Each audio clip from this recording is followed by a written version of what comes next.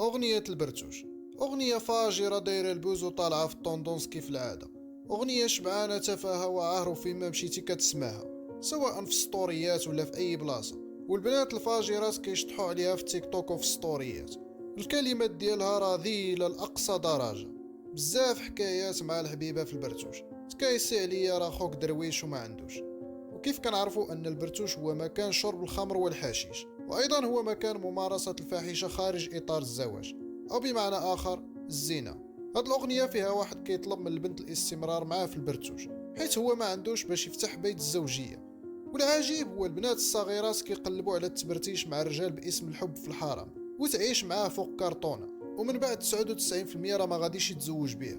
كيجي الراجل المعقول واللي باغي الحلال وكيخاف الله وخدام على راسو، وهنا غادي تجي هاد بنت الناس وتفرض عليه الدار والسيارة والمهر الغالي، وما عمرها كتبغيه، حيت الحب الحقيقي هو هذاك الراجل اللي عاشت معاه الحكايات في البرتوش، والزواج كيسالي بمشاكل وبالطلاق.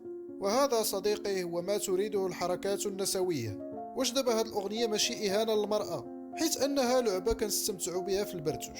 أين النسويات والجمعيات النسوية؟ وتحية للبنات العفيفات الشريفات الطاهرات، دمتم سالمين.